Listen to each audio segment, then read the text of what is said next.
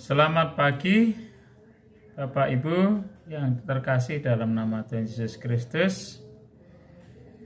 Pada renungan pagi ini saya akan menyampaikan materi terkait dengan mengisi kemerdekaan Indonesia dalam membangun bangsa. Sebelumnya mari kita berdoa. Bapa kami yang bertahta dalam surga, kami mengucap syukur atas hari ini, pagi ini kami diizinkan Tuhan untuk kembali bersekutu dalam bentuk jam doa pagi. Terima kasih, kami juga sudah beristirahat tadi malam dengan baik dan saat ini berikan kesegaran oleh Tuhan. Pimpin kami Tuhan dalam acara merenungkan firman-Mu dari awal pertengahan sampai akhirnya. Dalam nama Tuhan Yesus kami berdoa. Yang percaya katakan amin. Bapak Ibu Saudara sekalian, sekali lagi mari kita lihat salah satu bacaan Alkitab yang terambil dari Yeremia 27 ayat 7. Juga nanti Galatia 5 ayat 1. Yang pertama, Yeremia 27 ayat 7. Usahakanlah kesejahteraan kota, kemana kamu aku buang, dan berdoalah untuk kota itu kepada Tuhan, sebab kesejahteraan adalah kesejahteraanmu. Yang kedua, Galatia 5 ayat 1. Firman Tuhan tertulis supaya kita sungguh-sungguh merdeka. Kristus telah memerdekakan kita. Karena itu berdirilah teguh dan jangan mau lagi dikenakan kuk perhambaan. Kita lihat selanjutnya. Bapak Ibu Saudara sekalian yang terkasih, kita sebagai warga negara Indonesia tentunya harus ikut serta dalam mengisi kemerdekaan Indonesia yang sudah merdeka, yang sudah diproklamirkan 78 tahun yang lalu. Tepatnya 17 Agustus 1945. Tentunya kita harus mengisi dengan usaha untuk memanfaatkan alam kemerdekaan yang ada. Beberapa di antaranya tentunya dengan meningkatkan taraf kehidupan rakyat, artinya taraf ekonomi, kesejahteraan yang semakin merata, semakin baik satu sama lain. Menggali seluruh kekayaan alam Indonesia dan diwariskan secara merata bagi seluruh penduduknya. Bila tidak demikian, maka bangsa ini masih dijajah dengan kemiskinan, kebodohan, berbagai kebutaan yang lain. Demikian pula dengan kemerdekaan Kristiani. Sangat disayangkan masih banyak sebagian orang Kristen yang tidak mengisi kemerdekaannya dengan benar, sehingga tidak menikmati berkat kemerdekaan dalam Kristus. Banyak orang Kristen yang masih terikat dengan keinginan-keinginan duniawi, keinginan daging, pikiran-pikiran yang kurang baik, artinya negatif, tidak percaya, masih khawatir, cemas, dan lain sebagainya. Keterikatan ini terbukti melalui ambisinya, keinginan, dan keserakahan yang merata atau yang mereka tunjukkan. Hatinya lebih terpikat dan tertarik dengan barang-barang duniawi yang mewah, yang nilai hartanya berlimpah, dan segala sanjungan manusia terhadap dirinya. Apalagi saat ini zaman media sosial yang serba online, serba cepat. Satu sama lain sudah saling mengabaikan hubungan secara langsung, tapi bisa dinikmati dengan zaman seperti saat ini, yaitu zaman media sosial dan iptek yang sangat tinggi. Dan juga masih banyak mementingkan diri sendiri dan kehidupan dunia. Belenggu ini terbentuk ketika seseorang merasa sudah merdeka dan tidak perlu lagi mengisi kemerdekaan di dalam Kristus.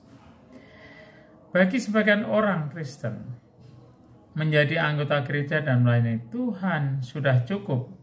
Padahal setiap orang percaya yang dimerdekakan oleh Kristus dipanggil untuk misi kemerdekaan itu secara aktif, juga inovatif dan juga berbudaya, agar mereka dapat menikmati sepenuhnya berkat dalam kemerdekaan Kristiani. Bapak Ibu Saudara sekalian, seperti dalam tertulis dalam Galatia 5 ayat 1, firman Tuhan tertulis, supaya kita sungguh-sungguh merdeka, Kristus telah memerdekakan kita. Karena itu, berdirilah dengan teguh dan jangan mau lagi dikenakan kuk perhambaan. Nas ini mengisyaratkan kemungkinan terjadinya lagi perbudakan dalam kehidupan orang yang sudah dimerdekakan.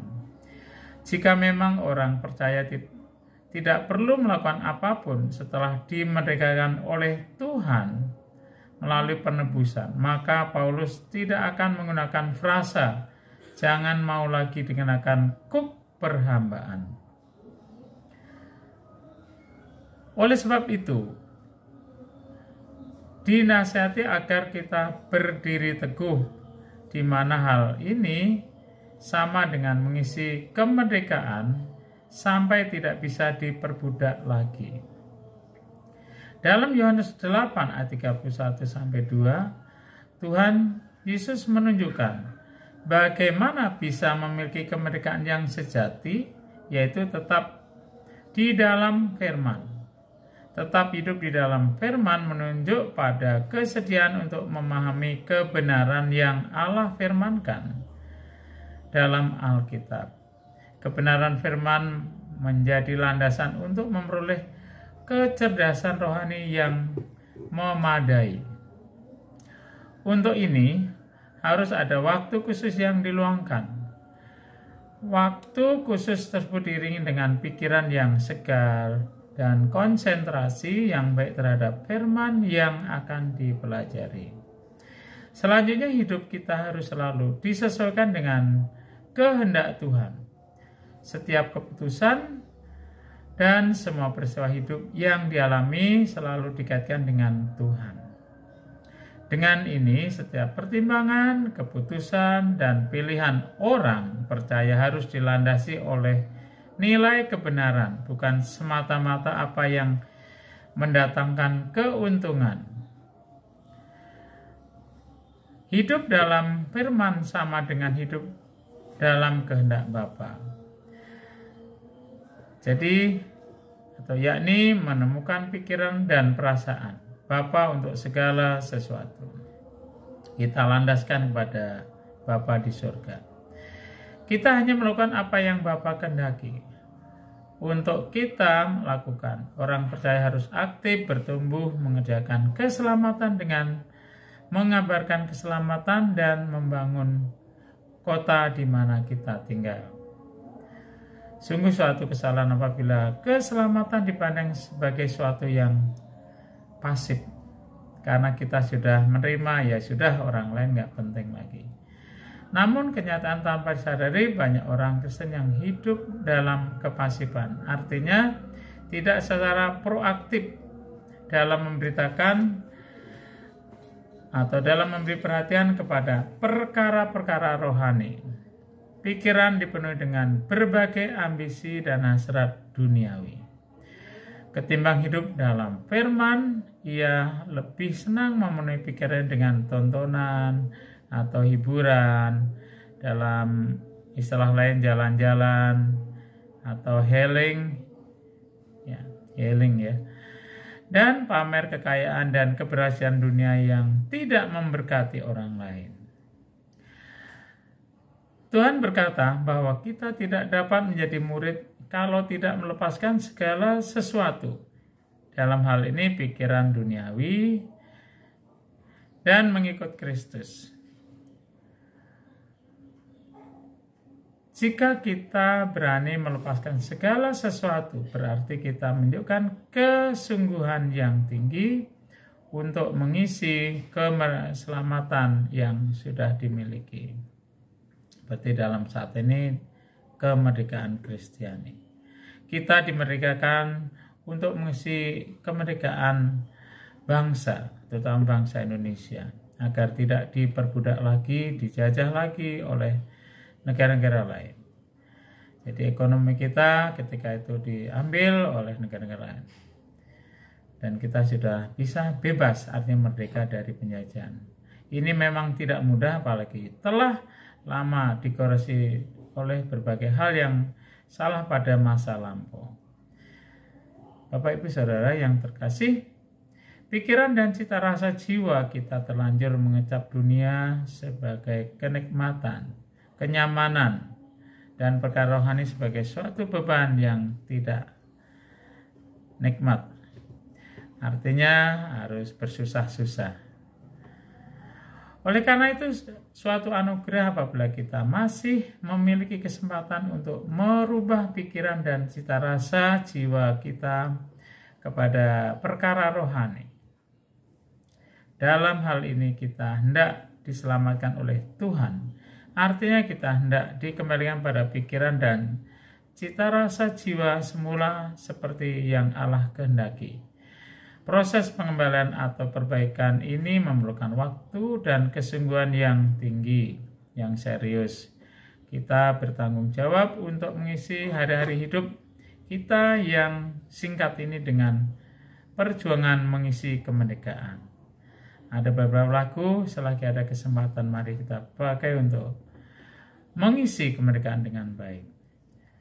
Jangan puas menerima keselamatan dalam Tuhan Yesus Kristus dengan menjadi orang Kristen semata. Status tersebut barulah awal dari kemerdekaan kita. Bapak Ibu Saudara sekalian yang dikasihi Tuhan Yesus, bagaimana kita perlu mengisi kemerdekaan tersebut dengan memperjuangkan manusia batiniah kita yang semakin serupa dengannya setiap hari.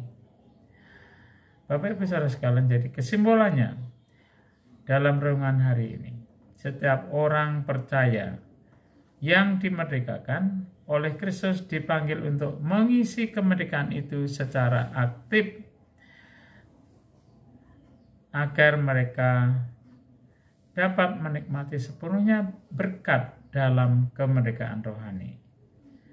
Bapak Ibu Saudara, demikian firman yang bisa kami sampaikan pada pagi hari ini, kiranya akan menguatkan kita semua. Kita bisa mengisi kemerdekaan dengan membangun bangsa sesuai dengan yang dikehendaki dalam Undang-Undang Dasar 45 dan juga Pancasila sebagai dasar negara kita. Terima kasih, selamat pagi, Tuhan memberkati.